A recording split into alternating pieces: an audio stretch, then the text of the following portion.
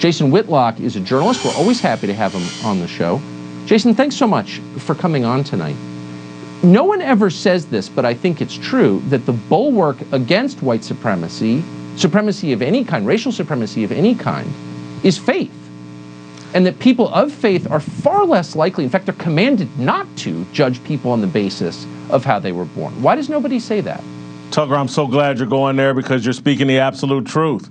This is secular values blossoming and coming into power, and the left and this power elite, I just can't blame just the left, political elites are demonizing the people they are supposed to represent. This is an attack on the American people. Black people, as I said on Monday, are being fooled into thinking this is some sort of defense of us. It is not.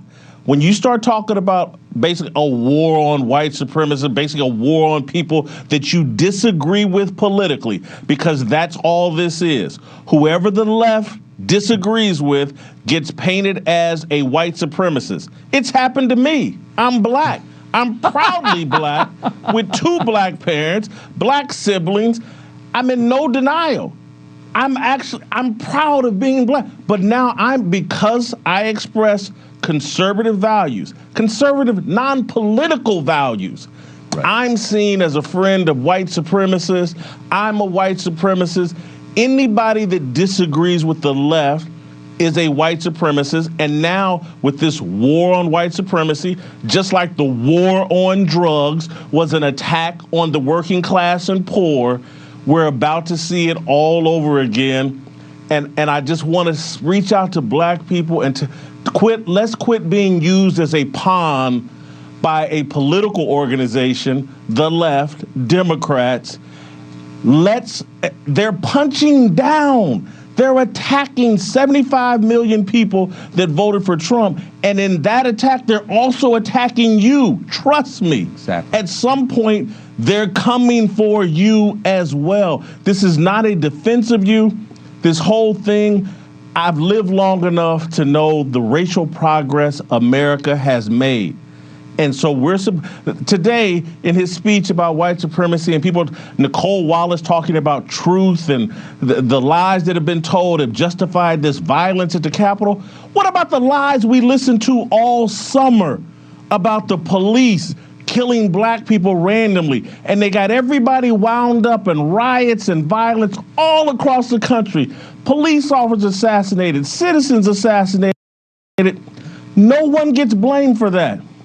But people walk into the Capitol unarmed, and this is Pearl Harbor. This is 9/11 all over again, and we have to have a war on white supremacy like we had a war on terror.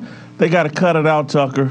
They got to cut it out. This is dangerous. I agree. I'm worried, and it is about power, or else they would make the faith-based case against racism, which is the one that you and I grew up with in this country. They said, don't judge other people because what matters is inside, right? But I wonder, you mentioned the BLM movement that really kind of took over a lot of the country, funded by our most powerful corporations over the summer. That is a political movement. Put it in context for us. What would you compare that to? Well, I compare Black Lives Matters to the KKK. I really do, and some people don't understand it. But if you go back to the 1860s, after the Emancipation Proclamation, the KKK was started, and it was the enforcement arm of the Democratic Party. And what's the enforcement arm of the Democratic Party right now? Black Lives Matter and Antifa. They will come to your home and violate your home, try to intimidate the people in your home if they disagree with you politically. Black Lives Matter, a Marxist organization.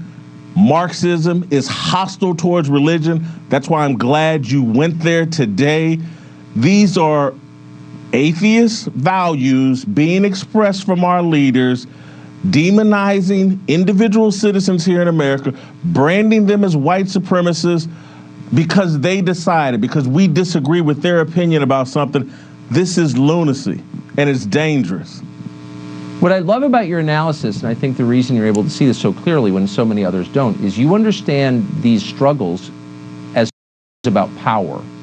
as one group trying to impose its will upon another. That really is the central dynamic in politics. It's power, right? It's not primarily race, it's power. And I don't know why that's not obvious to more people. They've come up with a strategy, Tucker, the Democrats, and you got to tip your hat to them. It's an evil strategy, but it is working. They have convinced the public, if you want to not be considered racist, support Democrats, support the left. That's the way to inoculate yourself from ever being accused of racism or being a sellout to your black race. That is their political strategy. That's what they're offering the people. We can protect you from being smeared as a racist. Joe Biden offered no policies today. There were platitudes and generalizations and attacks on President Trump. There was no vision expressed for America and how we move this country forward. There was no offer of unity. Again, as we said a week or two ago, you have to reach out to these 75 million people and say, hey, I know you're struggling and I know you're frustrated with this country. Let's have a conversation and let's quit smearing each other. Let me hear your concerns and try to address some of them. We're not doing that, so I don't see any unity being promoted. And boy, I think all of us would be so grateful for unity. Jason Whitlock, I appreciate your coming on tonight. Thank you for your clarity.